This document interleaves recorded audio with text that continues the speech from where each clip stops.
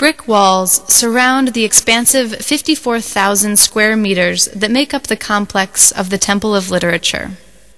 With the full name of Van Mieu Quoc to Giam, this site consists of Van Lake, Giam Park, and the temples themselves. Elaborate and symbolic walls and gates divide the site into 5 different sections.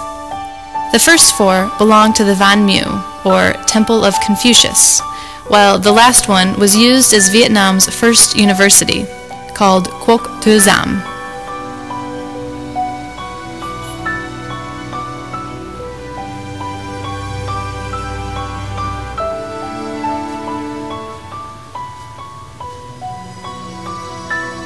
I am one of the few early tourists to visit this morning, and before entering, I take a moment to check out the 4 brick pillars out front.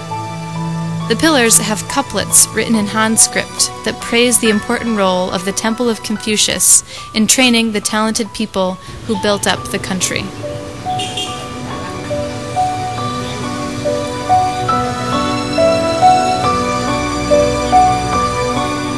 The temple was constructed in 1070 under King Li Nyantong and dedicated to Confucius, sages, and scholars.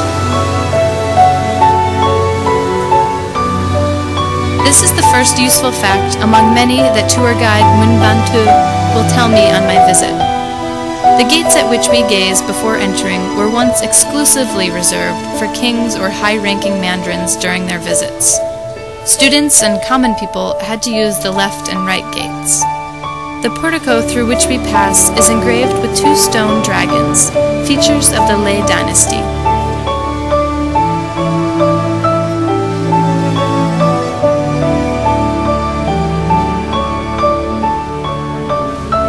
It opens up to the first 2 sections of the complex, Nhap Dao and Tang Dat, separated by the Dai Chung Gate. 100-year-old trees that could be set in any mystical fairy tale dot the grounds and apparently make for great photo opportunities.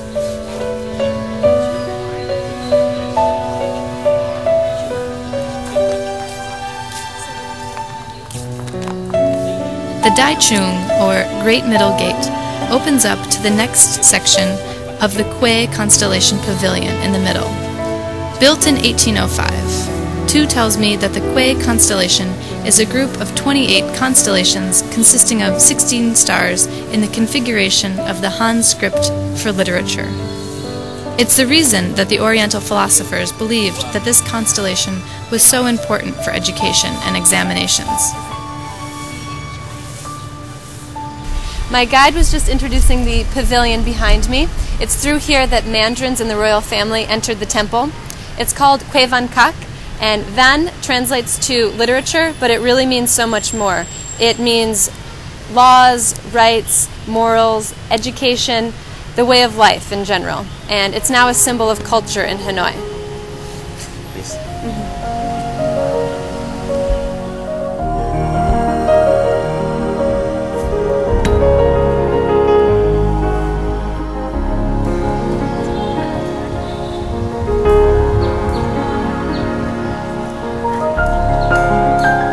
The pavilion's wooden edges are carved with decoration, and its 4 circular windows have spokes radiating outwards to represent the shining insight of the Quay constellation on the people of Vietnam. On the other side of this pavilion is the doctor's stele section.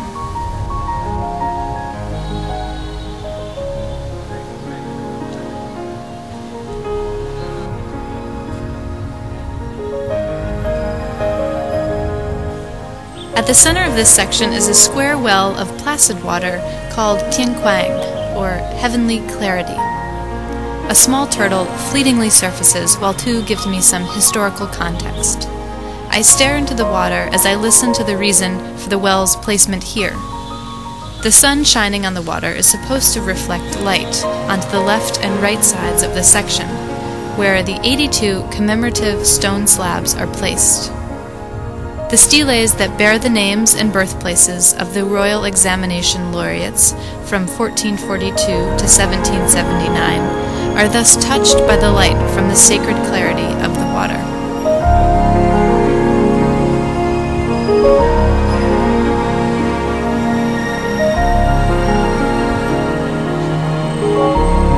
stone slab is carried by a turtle of different design, according to the style of the period it was constructed. Thus the things that a turtle carries are said to be immortal, like the names of the talented and virtuous laureates. The stone steles were recognized as the Memory of the World International Register by UNESCO in May of this year, bringing even more honor and recognition to these early scholars.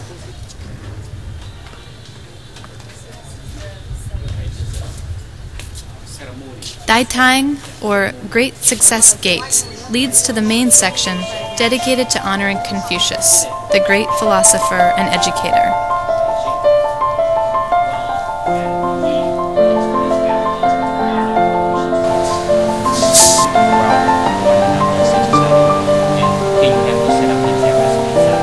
Behind the sanctuary for Confucian scholars is the entrance to the Tai Hop section. This area was reconstructed in the year 2000 according to the architectural style of the former university, which trained thousands of the country's most valued thinkers. The building consists of 2 floors, with the ground floor displaying historical artifacts and exhibiting the values of education and learning.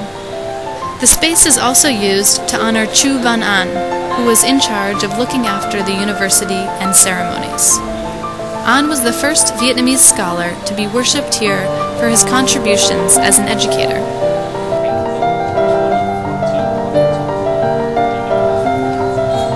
The second floor is dedicated to 3 kings who were integral to the foundation and development of education at this complex, and in Vietnam in general: King Le Tang Tom, King Le Nhang Tom, and King Le Tang Tom.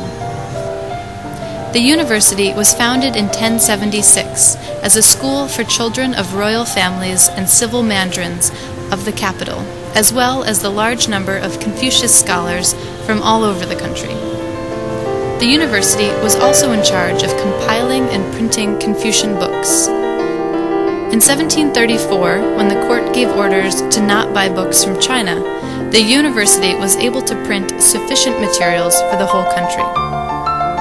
From the balcony of the top floor, one can see the entire complex, as well as the bell and drum houses. The bell and drum are the instruments that sound the start of all ritual ceremonies in Vietnam.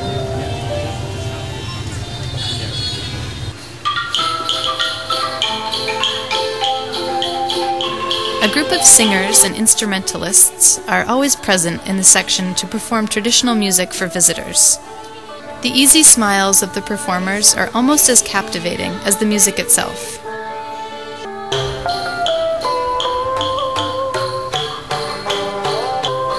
I find the hand-clapping pipe organ kind of instrument the most interesting. Cupped hands clapped over the opening produce a round and hollow sound, which is unexpectedly soothing. I'm invited to hear more traditional music later that night.